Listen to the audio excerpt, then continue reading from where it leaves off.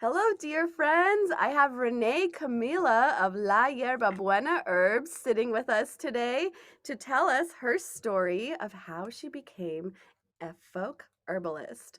Um, Renee has had her practice since 2016. She also has a beautiful line of offerings on her website, so please make sure to check those out. But welcome, Renee. We're so excited to have you here. I'm so happy to be here, Ro. Thanks for inviting me on. I'm so honored. Yay! So Renee's actually launching our first practitioner spotlight course.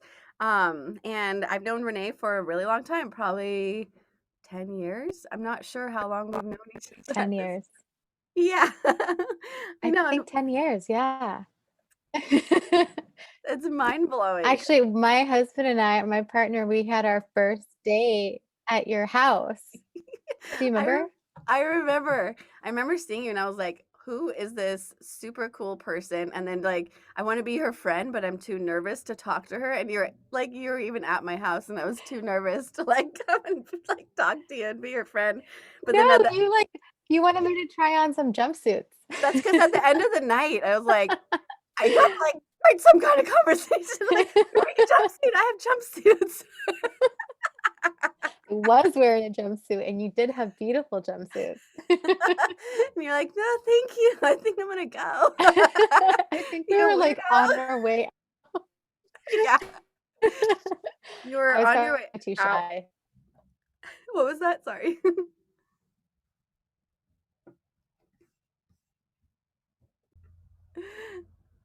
Yay. But so much has happened in the last decade, obviously. Um, I want to hear your journey because I remember so um there was a time in the beginning where I got really obsessed with herbs and we both got obsessed with herbs around the same time. And our paths like Mhm. always seem kind of like similar but not exactly we're our own people, but it's just like it's been beautiful to watch you grow your practice and become this amazing herbalist that you are.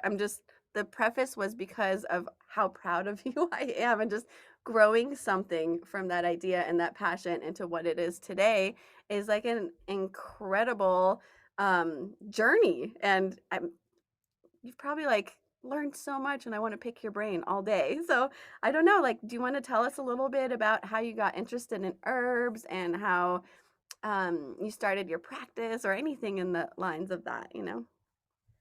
Sure. Yeah. I mean, I remember we were both kind of like weaving in and out of similar things that we were like exploring and diving into around that time. And for me, it really started as I was like really curious about natural perfumery. This is like over a decade ago. And then learning more about that to make my own perfume led me to aromatherapy. So then I started studying aromatherapy and then had some issues with kind of like the extractive culture of aromatherapy and Mm. how much plant matter it takes to make like a couple drops of essential oil. And so that led me to whole plant medicine, which led me to herbalism, which led me to Karen and Sarah, my mentors, which led me to energetic herbalism. And so it's just kind of been like following my nose, but also it also feels like it was just inevitable. Like all my paths just like converged to lead to this point of dedicating my life to this work. Um, yeah, and in a way, it kind of feels like coming home. Like I come from a family of medicine people, healers, but they've all like my parents and my grandparents' generation are more into allopathic medicine. My grandfather was a doctor, my grandmother was a nurse, and so they very much kind of rejected our traditional medicine. And so, in a way, it feels like I'm healing our lineage by doing this work because I'm taking us back to like our indigenous roots and like our people's medicine. And so, I don't know, my family has like both colonizer and colonized in us. So they're oftentimes at odds. And so, herbalism is a way for me to like find a way to like bridge those, like to be the bridge for that. And it does a lot to heal my lineage and hopefully my children and the future generations. Of course. That's so beautiful. Thank you. Herbalism saved my life. I really Oh, truly feel that way. It's like I was like really I was lost for a long time. I think that's what colonization does to a lot of us, right? And so um it's given me like this purpose that's beyond just like my lifetime. And so it feels like really important. And there's nothing like learning about the plants that your ancestors worked with. Like it is so empowering and you can like feel it in your blood. Like working with copal as like a smoke clearing medicine, like it feels so different than working with like white sage because my ancestors have been in relationship with that plant, like absolutely. in our blood. You know, this brings up a really interesting question for me. I was recently um, teaching a class on the Akashic Records, which is what I do. And a question came up because we took the conversation to smudging your space to like, purify it before you enter the records, just so you can go in. But what I always have said is, please choose a plant that is ancestrally aligned for you. And somebody asked, what if we don't know who our ancestors are? Mm. And I was stumped. I'm like, I need to ask Renee, what would you do? I would love to hear this. Yeah, that's such a good question. I Mhm. think that just there's a combination of things you could do. I think on one end you could work with like plants that are like really easily cultivated that have the same kind of clearing properties. Like garden sage has just as much clearing properties as white sage and isn't as endangered, you know? So working with Mhm. plants that are like more abundant. Um, and then making relationship with land. So like if you there is, like, blood ancestry, you know, that comes from different parts of the world, but there's also, like, being a good ancestor on the land that you're on, like, being a good guest on the land that you're on, and so you can work with, like, local plants, you know, like, I grew up in San Francisco.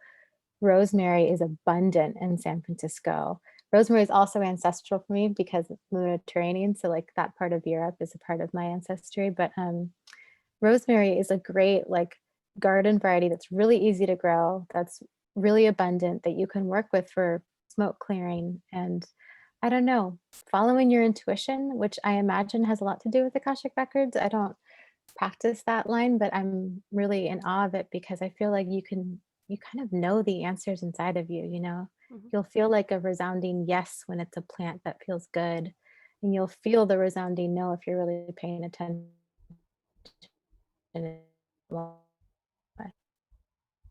I don't know if that helps answer the question. That absolutely helps. Intuitively, that's what I thought, but I did not answer the question because I really wanted to ask an expert like yourself.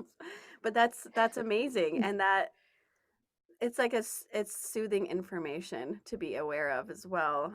Because this day and age, like everyone is doing their best to be appropriate, or not everyone, but maybe the people in my circle in my little echo chamber that I see. Um, but a lot of times there isn't much direction as to how to be that person. So herbalism is a radical act for that reason, and spreading this information that is so necessary for people to know is just it's beautiful and it's needed. We need to hear this. We need to hear the things that our herbalist allies have learned thus far so that we can further educate ourselves. Mhm. So And that's I think, like, really looking towards, like, if the intuitive part feels hard or, um, if someone's looking for more, like, guidance, like, I think looking towards, like, BIPOC leaders, like, mm, Black and Indigenous leaders in different fields, like in herbalism, to help guide and to ask questions to, because I think the knowledge there is going to be different that we're gonna get from Western or what I like to call colonial herbalism. absolutely. I agree. Yeah. Now, a lot of people asked me after I presented the idea of an energetic herbalist class and taught by a folk herbalist. They asked, what is folk herbalism? So I thought I would ask ask you. Yeah. Yeah. Totally. The way I mean, I feel like it might be different for, like, different people. The way that I use folk herbalism is the idea that I am not practicing so there's Western herbalism, right? And that's primarily, um, white male run, white cis male run, and then folk herbalism for me is, like, the medicine of the people, and so on one way you could say it's like our indigenous medicine. And so like to be clear, like there's a distinction between people that are indigenous, like capital I, and then everyone is indigenous to somewhere. And so like finding um, our own like indigenous roots to practice within is I think an important part of it. And so yeah, folk just meaning like of the people, it's our medicine. And then the energetic piece, um, so the way that I was trained in energetic herbalism was by Karen Sanders and Sarah Holmes in the lineage of Karen. So Karen is Choctaw, and she was trained at the age of 7 by her grandmother in herbalism and in Choctaw herbalism. And so their school, Karen and Sarah's school, is taking on Karen's lineage. And so that the way that we're trained in energetic herbalism is not just the thermal energetics. I think a lot of the time in Western herbalism, you'll hear like the energetics as being like hot, cold, like Mm. dry, damp, which is fine, which is definitely a component of it. But the way that our understanding is of energetic herbalism is more from an indigenous perspective that there's different layers of energy. So there's like the spirit level, then there's like the emotional level, and then there's the physical level. And that most imbalances are rooted in an emotional spiritual root. And so to go to that area first for healing rather than going towards the physical. So lower dosages, really working from the idea that we can affect energy on different densities if we work from the emotional spiritual level first. And so looking at the body holistically and like understanding that like diabetes has as much to do with racism as it does to do with like an emotional spiritual imbalance within the body, an emotional spiritual root. Um, yeah, and so that's kind of it's a really beautiful way of looking at plants, like the idea that plants are people, that they're just as whole as we are, and so like building relationships that have intimacy in the way that we would do with friendships and lovers and Mhm. family, and then working with people from that same point of intimacy to really kind of facilitate or really just facilitators of relationships between people and plants so that people can empower themselves to do their own healing. That's beautiful. So in a way, you're a translator. Yeah, That's totally. It's so I tell cool. people all the time, it's like, I'm not actually doing the work. I'm just like trained enough to know these plants, and I'm looking at you as an energetic body, as Mhm. energy. And then I put you in relationship with plants and y'all do the work together. I love it. That's beautiful. That's what we are as like Akashic Records practitioners as well. We're just translators. So it's kind of cool. Yeah. I see so many parallels from like the energy standpoint of like how, yeah, how we work together. Yeah. I mean, we're all working together, even if we're not intending to, right? Yeah. Especially when we're not intending to. Yeah. Like, I don't want to work with this right now. Yeah. But so I want to know, what is one thing you would change during the process of learning energetic herbalism? Like, what's one thing that you're like, maybe I should have done it this way? Or even setting up your store, like as a business owner. And, Ooh. it's kind of it's a loaded question, but, my main goal in life is to empower people to find this shine that you have found in yourself, and to bring them closer to that so that they can use that as the currency in life. Just like we figured that part out, and mine might change. So I'm not saying I figured everything out, but a lot of people are still looking. And in that early phases, like when we're looking, it gets really confusing and dark, and you don't know which way to go. So this question, while it is loaded, it could shine a light in a tunnel for somebody. So I don't know. What's one thing that you would have done differently in the beginning of either Mhm. becoming a business owner or an herbalist or even learning energetic herbalism? Anything along the lines of that? I love this question so much. Thank you so much for asking it because I think, like, kind of like to what you're alluding to, a lot of the time, our the way that things are set up, especially with social media, like, we don't see the behind the scenes. Everything's just like you don't see all the work that goes Mhm, behind anything. Everything just looks so, like, picture perfect. mhm, And the reality is that, like, one thing I know exactly how to answer this question because I wanna be really transparent about it because I'm hoping that it also helps, to hear. But so when I first started practicing actually, before I started my clinical practice when I was just a medicine maker, I called my business Sisters of the West, mm, and I've since changed it for a variety of reasons, but mainly because it became more and more apparent to me that so at the time I was only working with native plants mhm, to so-called California, where I was born and raised, and it just was getting more and more it was getting harder for me. It was getting more complicated for me to just work with native plants. The more that I was learning about like indigenous sovereignty and like, yes, I have indigenous ancestry, but of a different place. And my indigenous ancestry is Chorotega of Central America. Um, but it was feeling hard for me to be a guest on land working only with native plants. And even though I wasn't wildcrafting and I was doing it in a way that I felt respectful, it felt like I was commodifying something that um, already has a complicated relationship. And so I ended up, and also just like the word West feels hard for me. I'm like, West of where? Like, West of who decided this was the West? Like, it's such a colonial word. And so, yeah, I slowly transitioned away from working with just native plants to include more accessible plants, like plants that I could find at the grocery store more easily. Also, as a way of modeling that for my students, like that you don't have to work with these like really rare plants. You can work with really accessible plants and get just as good of medicine, if not better. mhm. Um, that's like more in harmony with the earth and is better for the earth.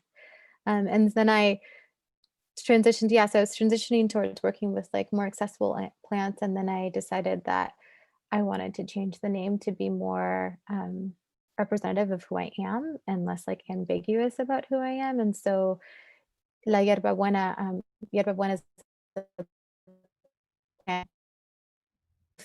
I love it, both indigenous to so-called California, but there's also a variety in Nicaragua where my family's from that we cook with that we like. That's a very Mm, medicinal plant. So also, San Francisco used to be called Yerba Buena, which is where I was born and raised.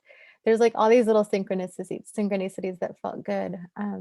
But yeah, I think what I love about this question so much is that I'm the more that I the more that I go into this world, like the farther I go down this path, like the more I realize that I want to shift things or um, I make mistakes or I learn a better way to be in right relationship with the land and the people, that I'm serving. And so I think it's important to like be flexible and just know that, you know, we're all just doing our best for the most part. And so we can make mistakes and we can improve or we can, I don't know, evolve yeah, to be evolving. like, yeah, It doesn't it happen feels overnight, right? Sorry to It interrupt. doesn't. No, no, no, and what I love so I mean, you were there for that whole journey, you witnessed that whole thing happen, and I love it, and I appreciate, like, how I got to where I am now, and I couldn't have done it had I not gone through those doors that I did,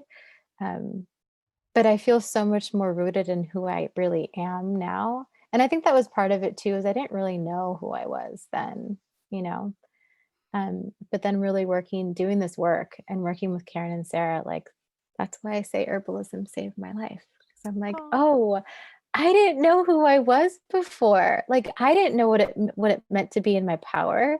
Like yeah. I didn't know how to access my intuition. And now I'm like, oh, I can get there. Like I know what that feels like now. it was a journey. That's so cool though, but I mean, we have to start somewhere, you know? I feel Mhm. like a lot of people get overwhelmed and they want to get to the end point, which there really isn't one, but they want to get to the point where everything's just working out without going through the journey. But without that journey and learning about ourselves, then the actual thing doesn't really have any meaning, you know? Like, what if Yeah. you just went straight to energetic herbalism without going through that journey? Like, would you feel like it would be as enriching as it is, you know? Like, No, and I think an important like Estela Roman, who's a curandera in Oaxaca, talks about um, like different elements that are needed for it to be a healer, and one of them is to be humble. And I feel like that is like making mistakes publicly and yeah. like doing, not like wanting to get to the end and be like perfect and great and totally educated and expert. Like you can't get there without doing all the work and like along the way. And the journey is deeply humbling. And being humble is an important part of being a healer or doing anything in the healing arts. And so I see that and it's just a part of it. Absolutely. I'm only giggling because we were talking about the newsletter I sent out with like a horrible head cold. You can kind of still hear it in my voice, but it was just like I made every mistake I could publicly, like pressed send. But this is just like an idea, not an idea, but this is a habit of mine, and that's why I'm laughing about it. It's because I've gotten too comfortable making mistakes publicly at this point where it's like it doesn't matter. The Band-Aid like doesn't hurt when you pull it off now. Mm, You know, it's like, oh well, there you go again. Now next time I have to use my editing app that I have already, which I didn't use. right. And our worst critics are usually ourselves, right? Like we are our own worst critics. I don't think anyone ever cares as much as I do about the mistakes I make. No, I was like, whatever, okay. Yeah. Cool. Like, no, but that word that was supposed to be before that word. And then this is where the rebel in me comes out too. It's just these parameters that, Mhm. our society puts around us sometimes make it so difficult to just be free in our power. And that's why any type of energy work or healing work requires breaking those barriers, and they are not easy barriers to break. So, Yeah. talking to someone like yourself who's broken these barriers and had to go inward and look at themselves and rearrange things is it's so beautiful and also so humbling because it's something that anyone can do if they just put an effort towards it. Mm. Yeah, and it reminds me like something that my mentor Karen Sanders always says is you're only able to go as deep with the plants as you're willing to go in yourself. Mm. And then same with clients, like you can only go as deep with your clients as you're willing to go with yourself. And like really the work starts there. It's like really needing to go deep. Um, and so did you hear that? It's okay. It happened to me earlier too. See, we're talking about making Yeah. mistakes. Yeah. Like I real know. life came in. It's probably some political phone call that you get like a million of them a day now, or they're trying to I get me to do something. know. Uh, but yeah, it feels significant to just be like learn how to be vulnerable with ourselves, and to really love ourselves along the way. Absolutely. It's beautiful. I love it. What's the one thing that you're most proud of yourself for on this journey? Ooh, that does not come as easily to me I as know, thank I know. you. We're always it's back to the critic part, like, hmm. Yeah. I mean, Mhm. I'm honestly really proud that I started my practice. I was like, I mean, yeah, or teaching. Both of those things, like teaching and starting my practice were both these things that I like deeply, deeply wanted to do that I knew I needed to do, that I was supposed to do. Mhm. And yet I had a lot of fear of like, am I good enough? Am I enough? Like, am I going to do this right? Am I qualified? Mhm. Like, does anyone care? Like what I have to say if I teach, or like, am I going to be able to actually facilitate a relationship between a plant and a client in the right way? And it was like things that my mentors had been telling me for a long time, like, "You're ready, do it." And I was like, "Okay, just a little bit longer," you know? And then I don't know, I just like finally with my practice, it was because I um, started doing more advanced work with Karen and Sarah, and that was one of the requirements to continue studying with them was that I needed to have my practice. And so they kind of just like pushed me through the door. Mhm. Um, and then with teaching, it was really I put it off for a long time. I was really scared. And I have it now. It's so funny, like I can't even really remember what I was scared of. Like I know in my head what I was scared of, but like I can't really feel it in my body anymore. Mhm. But I really credit my colleague and friend Sam Roberts with really pushing me, with really like encouraging me, not pushing. They were really supportive, and I taught my first class with them. We like co-taught it, and then Mm.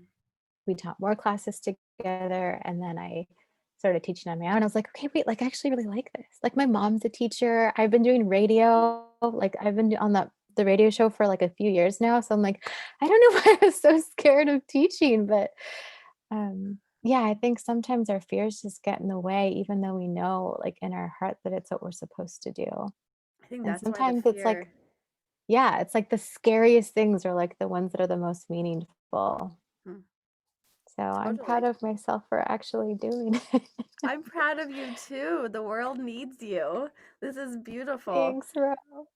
That is a real thing though, being afraid of our power. That's the thing.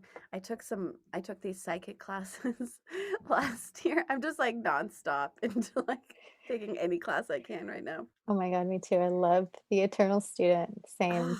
Yeah, I mean, as teachers, we have to be eternal students anyway. Mhm. But during the class, I'm like, I don't know if I can read somebody's energetic field. What are you talking about? And he's like, you're one of those. I'm like, what? You're afraid of your own power. What if you did this and it worked out? What if? And then Mind blown. yeah, and then what if it doesn't? Like you'd be in the same spot. You wouldn't like fall into a deep hole or something. Like it wouldn't change. But if you tried it and it worked out, your life could change. And it could change for the better. And this is this is the journey. People get exhausted thinking about a journey, I think, like where is this going to take me? But it seems like in my experience at least like once you let go and surrender to the journey and turn that nervousness into excitement, like magic happens. It just Yeah. things click and you become Yeah. yeah. Once we get out of our own way, like once we get out of our heads and into our hearts, it's like we look at kids like both of them. I look at my son who's 2.5, and like he is so heart driven. Like he doesn't question things the way that adults do. Like, and I remember myself as a kid, I was like, I talk to plants. And like then when I got older, I was like, is this weird that I'm doing this? But as a kid, I was like, I can totally understand what they're saying. I'm talking to them and I'm communicating, and like you could see spirits, and like, Mhm, it's just so much easier when you're not in your head. And so, like you're saying, like really surrendering, getting out of the head into the heart, getting out of our own way, mhm. because usually the answers are within us already. They really are. Here's another question for you. So do you have like a technique that taps you into being able to read energy? Do you have like a go-to um I don't know, technique or something you use, whether it's an object or it's a practice? I mean, it's a practice for sure. Mm, It depends on like which what I'm like what energy I'm reading. Usually it involves like breathing exercises to get into your heart. We call it heart breathing. mm, And then from there, something that Karen and Sarah trained us in is we call it emptying. So it's basically like an energetic practice to like empty like any of our preconceived notions of things. And so that we're really able to just like receive the information from the heart, from like the heart brain. mm, Um, and it's a practice. It takes like incredible practice. It's like a muscle that you have to practice every single day. And sometimes some days are easier than other days.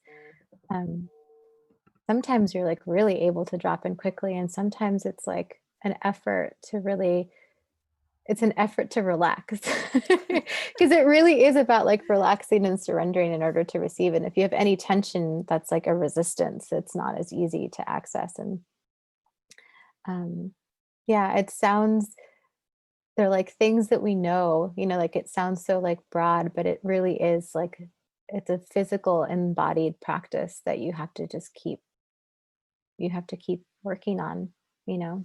It's like Yeah, exercise. totally. And breath work is a great way to get there. That's Yeah. really smart. That's great advice. Is there anything you'd like to add? Any kind of advice you'd want to give somebody who is thinking about starting something new, has an idea, um, and is scared? Is there any advice you have for that? I mean, I think community. Like, I remember when I was first starting Sisters of the West, I didn't know anything about business. And I called you, bro, and I was like, I don't know what I'm doing. You started a million businesses. What do I do? And you were like, oh, it's so easy. And you just like laid out like what offices I need to call, what paperwork I needed, like, and it was like being able to lean on you for like the business side of things and like leaning on friends that were herbalists for like the support of like developing, formulas that I felt comfortable like sharing with, besides outside of my like circle of loved ones that I wanted to share publicly that were safe, and um I think there's a big learning curve in the beginning of like, where do I source bottles from? Where do I source plants from? Where do I source labels from? And so doing it in community is like it's gonna save you so much time and it's gonna feel so much better because you're not alone. And so like, yeah, I think that would be my biggest that's what I was really grateful for me in the beginning. It was still a big learning curve, but I feel like because I had people like you in my life that were helping me kind of figure out the stuff that felt really hard and overwhelming for me, then I wasn't as like I was able to like kind of quiet the voices in the back of my head that were like, you can't do this, because I had people outside me being like, you can totally do this. Let me show you how to do this. So yeah, and like getting good teachers, like mentors, like mentorship is like Karen and Sarah are my everything. Like I owe them my life. Like have they've held me, they've taught me, they've like I think having good mentors that, I can like feel really proud to acknowledge every single time I talk about this work because I love them so much and I'm so grateful to them feels really important. So like get yourself a good teacher, someone you trust. I love that advice. That's so important. Sometimes for me, especially in the beginning, like I was in a total ego trap where I'm like, I could do everything by myself, but it takes so much longer when you do it by yourself. And you have to learn so many more lessons where the advice of community is perfect and just that's it. There's no other words. Thank you for sharing that. It's a very important share. Thank you for being in my community. Oh my god, thank you. And for those of you who are watching, you can see Renee's bottles to the right top of the screen. If you Oh can, yeah.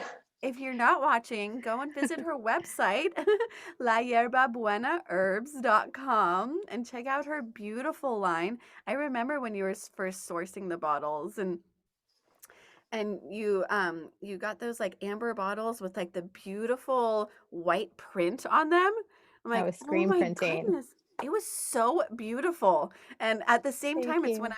I was like on my 2-year journey to to get Roya Spirit off the ground. Do you remember how frustrating or how frustrated I was during that time? Yeah, it was a big project. Yeah. But I couldn't find screen The right. printers the way Mhm. you did. And I was like, I contacted the people you sent me to as well. And like, no, we do these bottles. And I'm like, oh man. Ugh. But I remember like seeing your bottle and just like it sang to me when I saw it. It was so pretty. I still have it. I'm Oh, like, thank you. "Ah."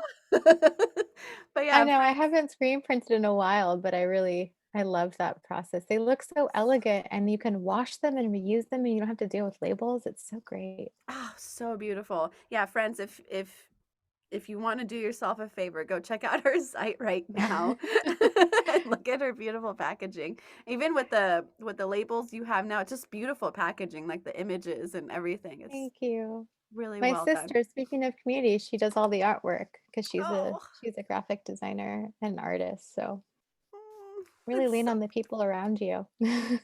absolutely Yeah. so beautiful. I want to thank you so much for being here with us today and all the Mm. beautiful shares that you gave us. What a gift. Thank you so much, Renee. Thank you, Ro. I'm so honored to be here and I'm really excited about the class and I just like love and appreciate you so much. So thank you for the work that you do in the world. Oh, thank you. We'll catch you guys soon.